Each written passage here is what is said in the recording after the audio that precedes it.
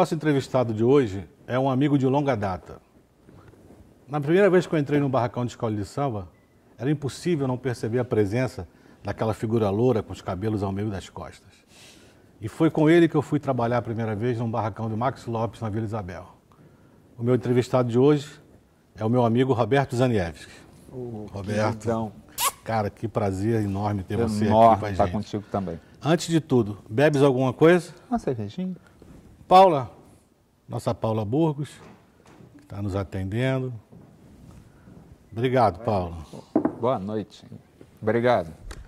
Roberto, Vamos essa lá. aventura carnavalesca, quantos anos já faz? Como começou? Começou em 77 na União da Ilha? 77, União da Ilha.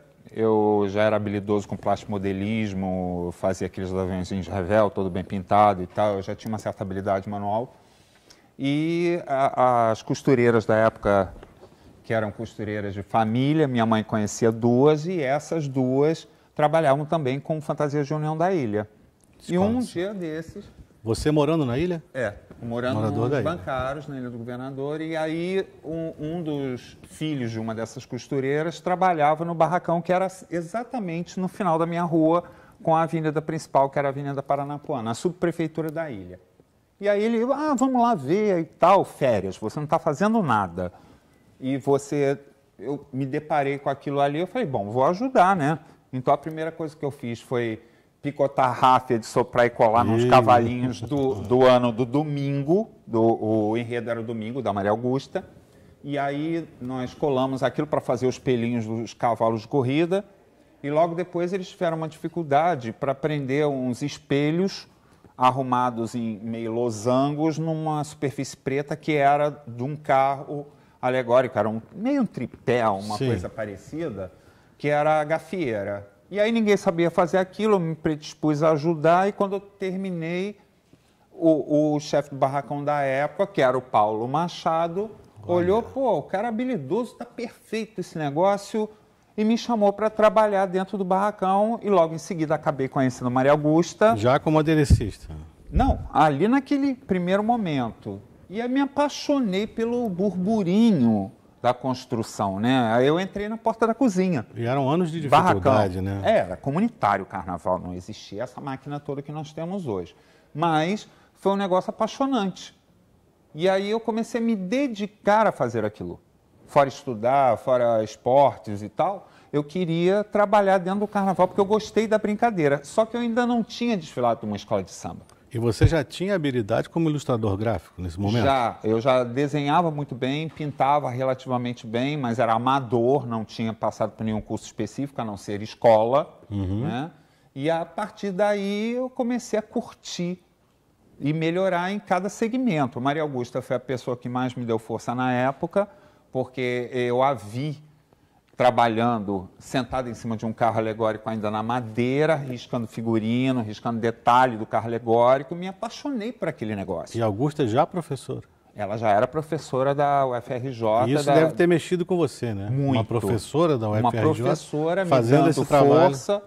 E aí acabei tendo a oportunidade no mesmo ano de desfilar por questões de umas pessoas que não chegaram a tempo, me jogaram a fantasia, bom, agora você vai desfilar no carro da gafieira. Coisas do acaso, né? Coisa do acaso, e eu acabei gostando desse burburinho do todo. Primeiro pelos bastidores, barracão. Segundo, pela quadra, que aí você encontrava a ilha, que sempre foi uma coisa fechada, você encontra todo mundo. É um negócio bem legal, né? Mãe do teu amigo e avó, O amigo da escola. o amigo da escola, vai todo mundo, um para a bateria, outro para a ala das baianas, cada um para um canto, e aí era muito família. Era muito divertido, né? A vizinhança se... Então o carnaval te sugou, né? Puxou você para dentro Cara, e você ficou... Não dá para explicar. E me diz É uma coisa. paixão que se renova ano após ano. E a sua participação em 84 com o nosso querido Max Lopes, que foi a pessoa que fez com que nós dois nos encontrássemos no barracão da Vila Isabel. Tá, né? eu rapidamente eu tenho que contar um causo. Teve um escultor chamado Baianinho na União da Ilha. Sim, conheci que Baianinho. era fantástico. E ele fez o enredo é hoje, falando sobre as caricaturas do Lã. E ele fez uma escultura fantástica, que é aquela mulata do Pão de Açúcar. Sim. Aí alguém decidiu forrar aquilo e decorar. Ficou um desastre. Isso aconteceu numa quinta-feira, foi apresentado para o Max aquilo. Forrado de feltro, será? Foi. É. Mas aí o negócio estava horroroso. O Max não queria ninguém das equipes antigas dentro do barracão, ninguém que já tinha participado da União da Ilha. E eu querendo voltar, eu querendo estar lá dentro do barracão. E aí eu acabei fazendo amizade com o Baianinho e o Baianinho falou, porra, cara, tem uma chance aí para você. Se você conseguir consertar esse desastre que está aqui, eu acho que o Max vai olhar para você. Eu falei, vamos tentar. Então, isso foi uma sexta-feira à noite, eu tinha sexta, sábado, domingo, segunda-feira ele voltar para o barracão. Para resolver a mulata. Para resolver a mulata. Aí conseguimos o feltro, conseguimos a ráfia para fazer o cabelo, tal, tudo. Peguei o livro que eu tinha em casa, estudei a forma de maquiar, pintar, fazer toda a traquitana. Resumo final da história. Segunda-feira, quando ele chegou no barracão, estava frustrado porque aquela mulata tinha ficado horrorosa, o baiano tinha coberto ela de plástico preto. Ó, vou te mostrar uma coisa que a gente fez por aqui, depois eu te digo quem foi. Aí quando ele puxou o plástico, eu estava escondido atrás de uma pilastra, o Max pirou, tá né? igual, tá fantástica e tal. Aí ele me chamou, ó, esse aqui é o Roberto, que já trabalhou com a Augusta, com o Adalberto Sampaio, ele é daqui do barracão, você não olhou bem para ele, mas eu acho que vale a pena investir. Aí bom, o menino é bonzinho, né? me jogou na pior das situações. Eu tinha que fazer 50 manequins para aquela barca. Sim. De três estágios. Acabei desenhando para o Natan os arabescos os também. Recortes, né? Os recortes e de recortes madeira. feitos na mão, né, Roberto? Na época, época era Tico-Tico. tudo na mão, tudo na Batico-Tico. Era uma equipe de meninas fantásticas que trabalhavam no municipal. E aí, resumo final da história, acabei ficando na equipe do Max e aí, já com uma certa confiança, 2 anos depois eu estava na Mangueira. Partiram com em ele. 84. Isso, foi 82 a Ilha, 83 o Verde que Quero Rosa, já na Mangueira. Aí eu saí ponte afora com o Carnaval, né? Quando eu falo da ponte da Ilha do Governador para fora, me aventurei na Mangueira. E aí, em 84, foi aquele alvoroço em cima do Braguinha, né? Belíssimo nós temos desfile. Braguinha e fazendo coisas absurdas. E aí eu já desenhava alguma coisa, já era o que ele chamava de arte finalista, o responsável por toda a decoração das alegorias dele. Ele me botou essa responsabilidade que eu achei genial na época, porque você tem que se jogar, tem que se aprimorar. E isso foi um incentivo que eu não tenho como pagar isso para ele. A minha própria carreira mostra o que ele fez por mim. Eu acho que temos alguma coisa em comum, né? E aí, no ano seguinte, da saída da Mangueira, encontro contigo. Né? Nós fomos Lá trabalhar na Vila em Isabel. equipe na Vila Isabel. Aí começamos com a história da pintura e eu era... Eram quantas esculturas naquela? Olha, foram 96 esculturas só de tripés. A gente não está falando dos carros alegóricos, que era outro galpão. Era muita coisa. Era muita coisa. Aquele carnaval era gigantesco, era tudo infantil. E aí foi uma parceria boa que a gente fez naquele ano, que a gente trabalhava na base quase que do chicote, para ter o tempo necessário. Foi uma prova de fogo, né? Eu estava chegando naquela hora sozinho, sem saber nada daquilo. E aí né? teve aquela chuvarada também que acabou com as bases dos carros alegóricos. Acho que em um ano a gente teve experiência aí de vários momentos. Vários momentos diferentes. Foi muito bom. E em que momento você alçou a carreira solo? Foi na Unidos da Ponte? No Rio de Janeiro, sim, porque eu fui estudar em BH. Em 86, depois do carnaval, esse carnaval da Vila, aí eu voltei para a União da Ilha, e da União da Ilha, que eu trabalhei com um grande Arlindo Rodrigues, que foi outro grande presentão que eu tive. E depois disso eu fui para a BH para estudar e acabei pegando carnavais de escolas de samba por lá, blocos por lá. E o último Carnaval Brilhante, que eles chamam de Carnaval Brilhante de BH oficial, eu acabei levando um bloco, nos meus 6 anos de BH, um bloco a campeã das escolas de samba. Fora vários títulos, e aí eu já tinha uma carreira, entre aspas, solo, fora do Rio de Janeiro. Deixou sua marca, né? Aí, através de um amigo que nos é comum também, que é o Eduardo Argentino, Sim, sim. ele falou, não, Roberto, está na hora de você voltar, porque o teu traço está maduro, você já tem essa experiência de bastidores em BH, eu acho que está na hora de você pegar uma pauleira aqui no Rio.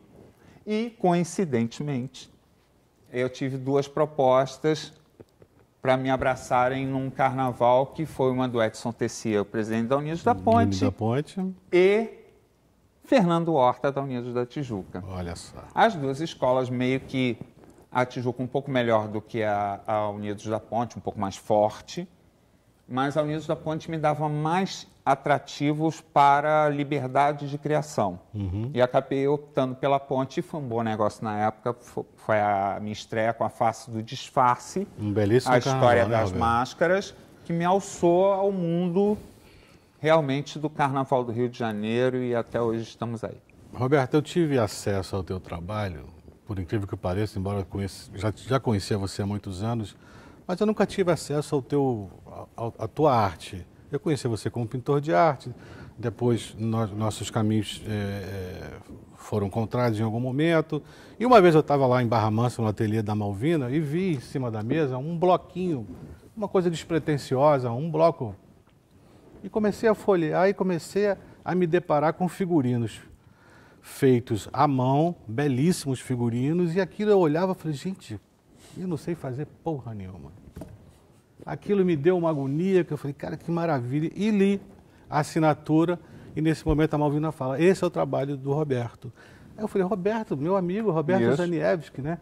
E eram figurinos belíssimos, de uma leitura diferente, uma proporção até corporal diferente, que eu tenho a impressão que você valorizava mais aquilo que você achava que era mais importante na fantasia, e com isso você mexia na estrutura corporal, e eu olhei aquilo, falei, vou levar, e levei.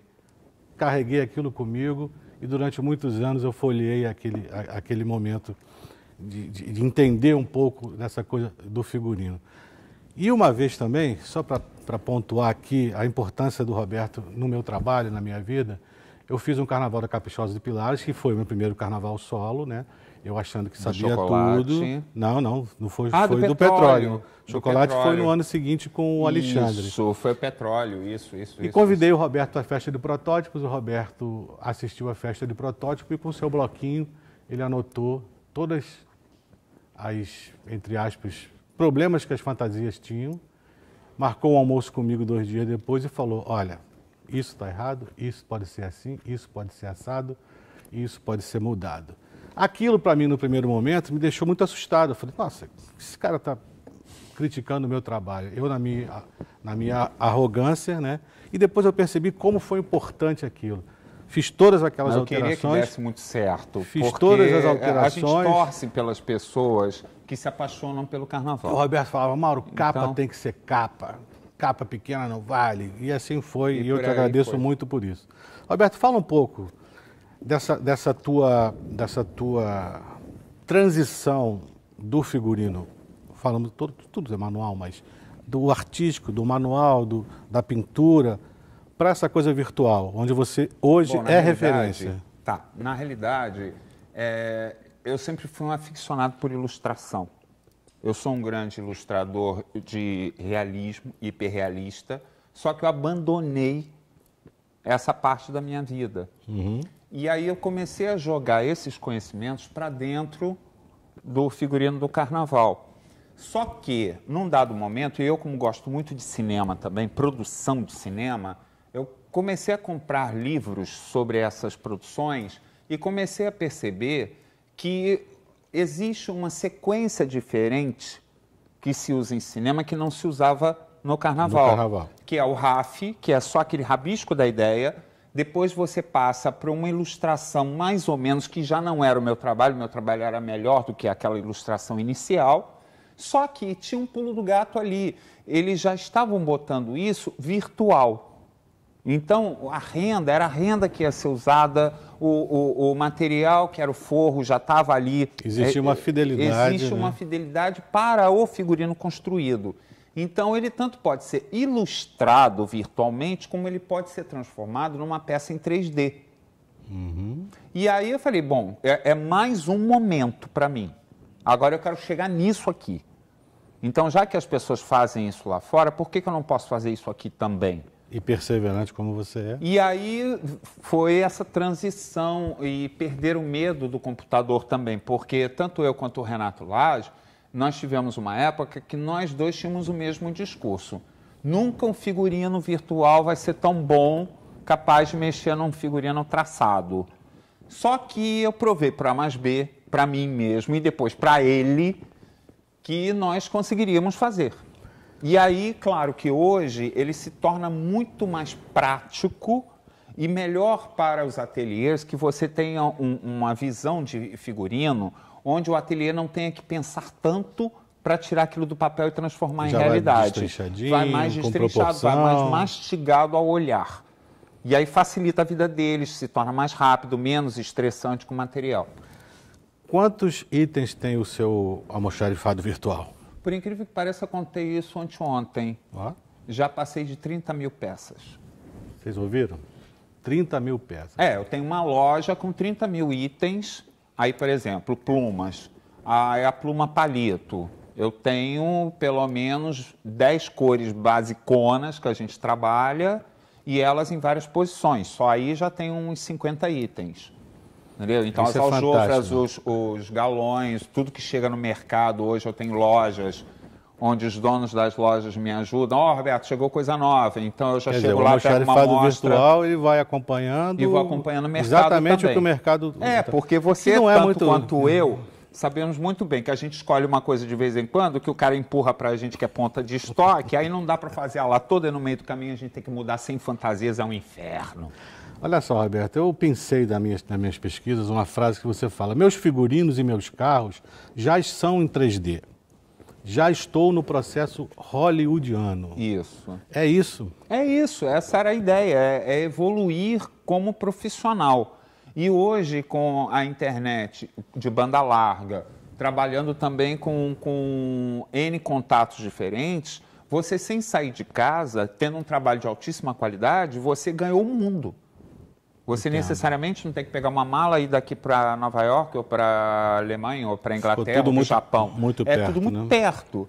Então, para o profissional da nossa área, se você expande os horizontes, é muito legal. Agora, eu tenho um outro lado, e que eu tenho que deixar bem claro, que é essa paixão do carnaval, e esses 39 anos que eu estou dentro do carnaval, vamos fazer 40 agora em 2017...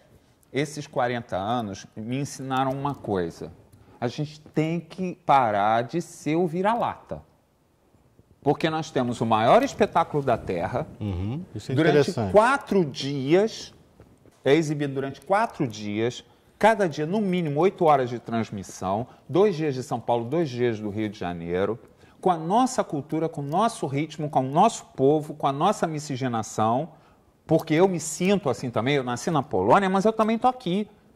Eu tenho gente conhecida, ou gente de família, ou até gente da minha terra que está no sul, no norte, em tudo quanto é lugar. Então, nós somos misturados. O samba não pertence ao negro, o samba pertence ao Brasil. O ritmo da batucada tem influência indígena, tem influência europeia. Então, nós somos esse país de miscigenação que mostra para o mundo inteiro N coisas bonitas. Só que a gente não sabe vender esse produto. A gente não vende o carnaval bem. O carnaval ainda é vendido como veículo de sexo, entendeu? Como sacanagem, como outras coisas que são danosas à nossa cultura. Políticas mais objetivas em relação à cultura do carnaval. Mas pensa bem, fora o Oscar, que é americano, fora as Olimpíadas, de 4 em 4 anos, e fora alguns outros eventos transmitidos mundialmente, tipo Copa do Mundo também, ou hoje o Campeonato Brasileiro daqui para fora de futebol, como o Campeonato Europeu para cá. Se você parar para pensar, culturalmente, o Brasil é o país que mais se expõe do mundo, cara.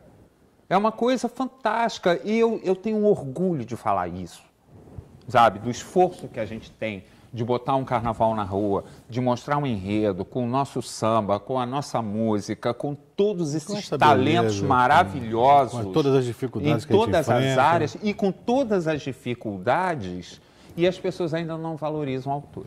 Mas isso é um assunto que a gente vai abordar depois, que a gente vai fazer uma mesa redonda. Tem muita coisa para se falar sobre o assunto. Roberto, eu estou muito interessado agora, e acho que quem está assistindo a gente também, em conhecer um outro momento artístico da sua vida.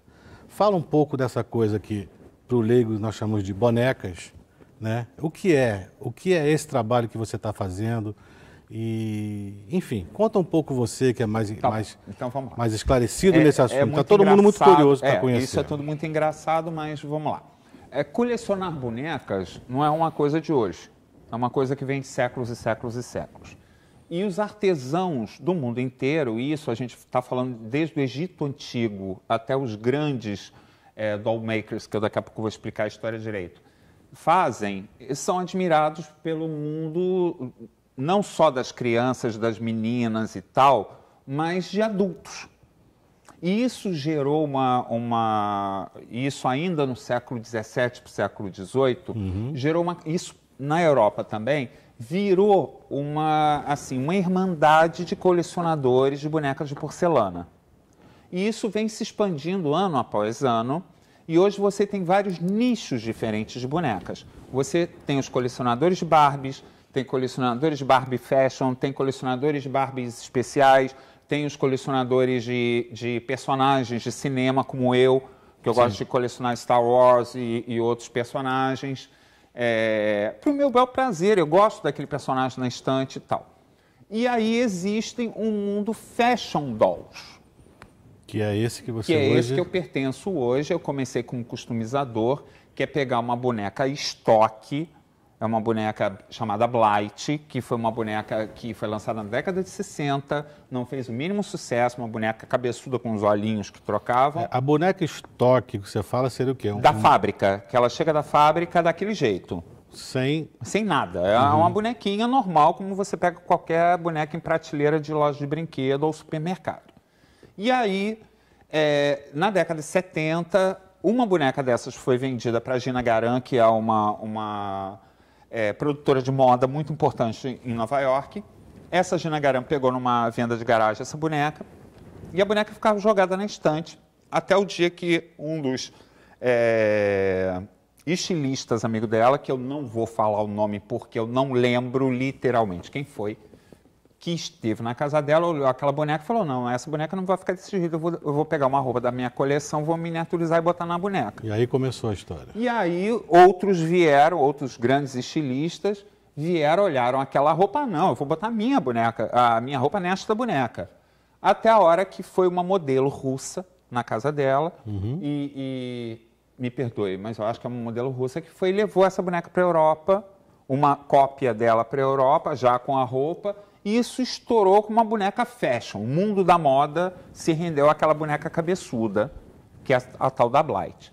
E a partir daí, essa boneca que estava esquecida nas fábricas americanas, uma boneca que não era mais produzida, foi comprados os direitos dos moldes pela Takara, no Japão.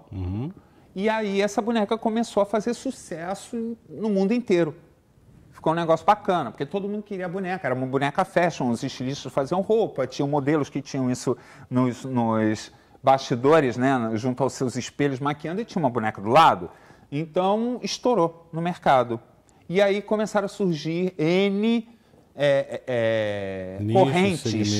correntes do próprio segmento da doll, dessa Blight em específico. Então, um deles era pegar a boneca, fazia só uma mexida no rostinho, deixava ela mais infantil e tal, e ia para a rua fotografar a boneca como se ela fosse uma modelo. Outras bonecas começaram a ganhar ares mais sofisticados, com uma cara mais adulta. Então, começaram a reproduzir caricaturas de vários personagens diferentes. Então, a Amy Winehouse foi uma. Eu estou trabalhando hoje numa Liza Minnelli do Cabaré, aí tem uma uma Marilyn Monroe, entre outras. Está no nosso enredo da Tijuca, né? Pois Liza Minnelli. E aí nós temos no mundo inteiro gente que faz isso. E você é um deles? Eu sou um deles. Sendo que, quando você fala de customizador, o nome customizador é que pega só aquela boneca, mexe no rosto, aí mexe nos olhos, mexe talvez no corpo, uma troca do corpo, esculpir o corpo e pronto, não vai além disso. Agora, quando você é chamado de doll maker, Que é o seu caso. que é o meu caso, é porque a Maison Zane, que foi criada para produzir esse tipo de doll, faz um conceito fechado da boneca. Ela é uma boneca única, com pesquisa de materiais, com uma maquiagem específica, com olhos específicos, com cabelos específicos.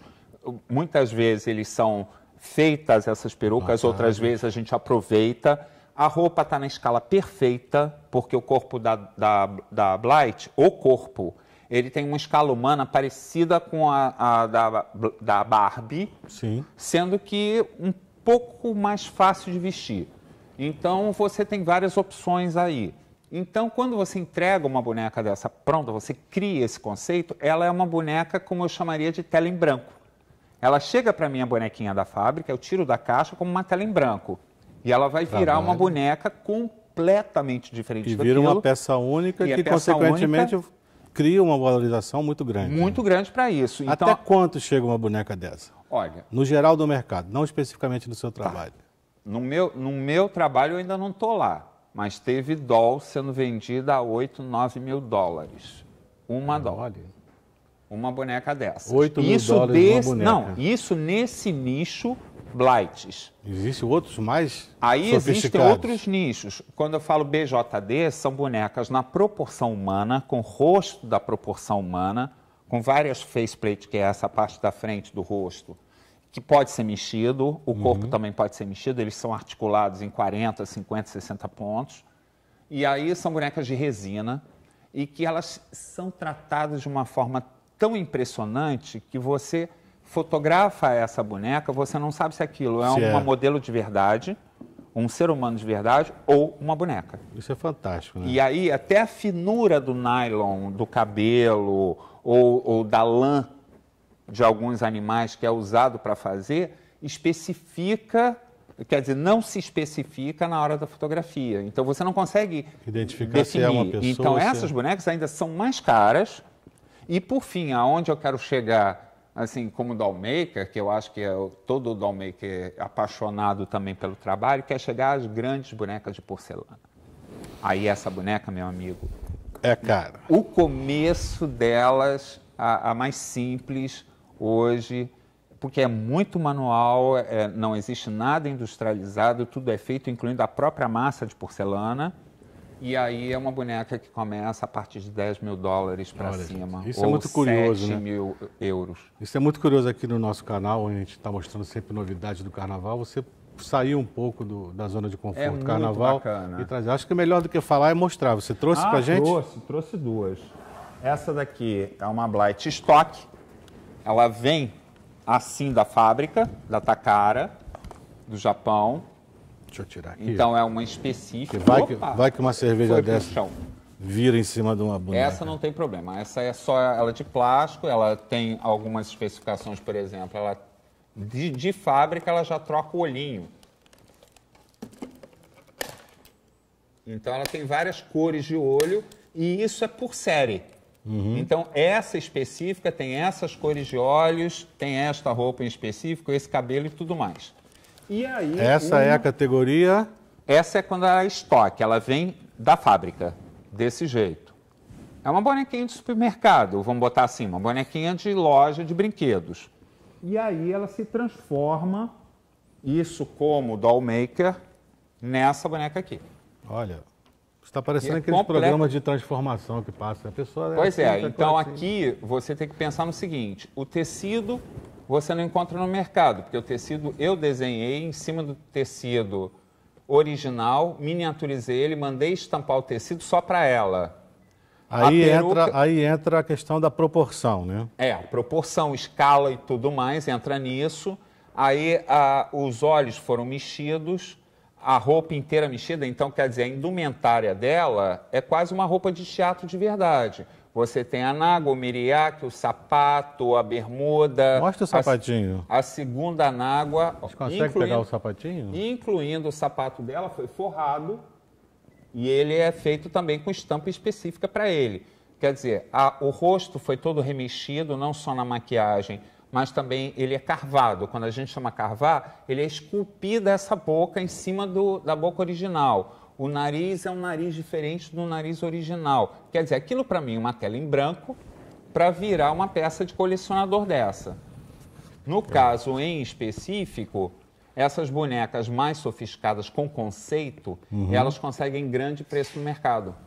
Que maravilha. Porque todo mundo nós damos a garantia de que nunca vai existir uma outra doll. Uma peça única. É peça única. É uma obra artística única.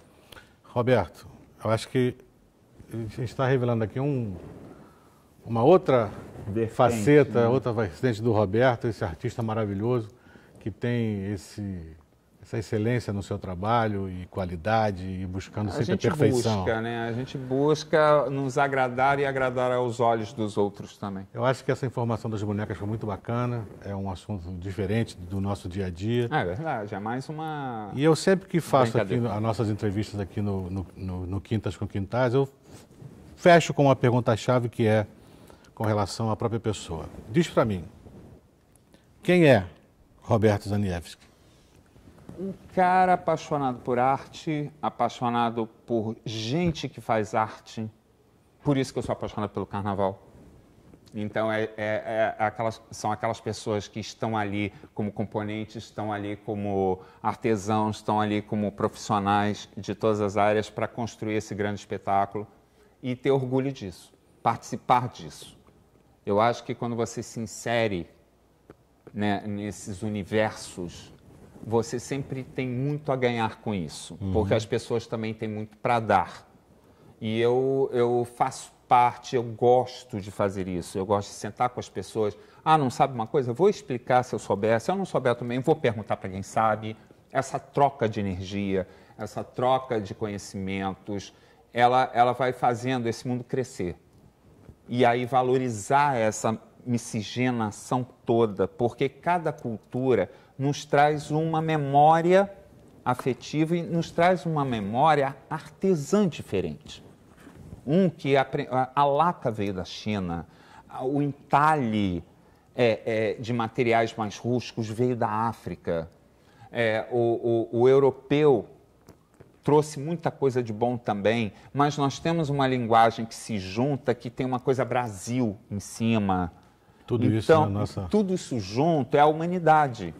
Então, eu acho que através da arte, através do olhar mais para o ser humano, olhar mais para o que ele tem de talento, porque todos nós temos talento para alguma coisa. Sem dúvida. Até para tricotar, a vovozinha tem aquele talento e faz como a gente nunca vai fazer. Roberto, foi um prazer muito grande tê-lo aqui. Tá? Conhecer um pouco desse teu trabalho, um pouco diferente do que é o normal, o costume de ser visto, que é o carnaval. Gente, estive com um dos mais completos artistas do carnaval, Roberto Zaniewski. Este foi mais um Quintas com Quintais. Roberto, muito obrigado. Foi um prazer enorme conversar com você. Foi um prazer poder conhecer esse outro lado artístico seu, embora você seja um artista completo. Eu conversei aqui com um dos mais completos artistas que o carnaval já viu. Mais uma vez agradeço em Quintas com Quintais. Que merda isso? Mais uma vez agradeço. Vai pro caralho, eu tô cansado. Mais uma vez agradeço. Mais uma vez agradeço. Pum, dá a caixa. Da caixa? Dá a caixa.